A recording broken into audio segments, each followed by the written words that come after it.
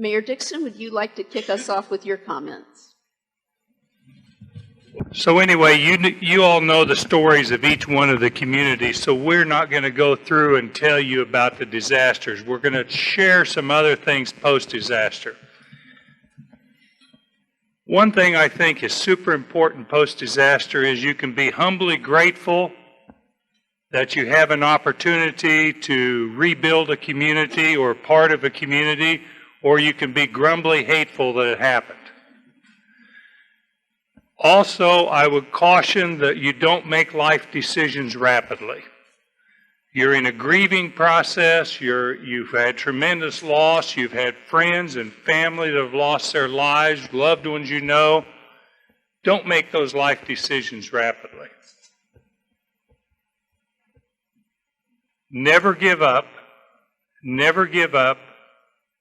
and never lose hope. That's what we're all in the room for, and that's what we all do to each other, why we get together, is to offer hope and encouragement. Too many times you're going to have people in the communities and in emergency management and everything that's represented here that you can get caught up in the suboptimal thinking. You've got to stay positive.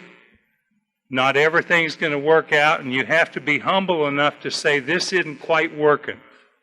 We need to step back and rethink the process, whatever it is in your community. As Jane said, every disaster is local. What happens in Moore or Tuscaloosa or North Dakota in a flood or a tornado or an earthquake, whatever, is different.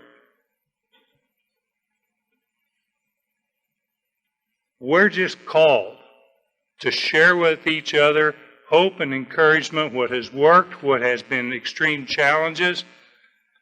We're also called to be humble servants with a vision and a commitment to a brighter tomorrow and make our communities a better place to live and work for all of us. Each one of these communities represented, that's their goal, because that's true sustainability for your community. You can build back and throw things back together as quick as possible, but if you don't have that long-term vision with defined outcomes, you're not going to be a sustainable community as our ancestors built communities for us. The great Iroquois nation, one of their defining laws says, in every deliberation we must consider the seventh generation, 7 generations ahead. So it's not about us, it's about future generations.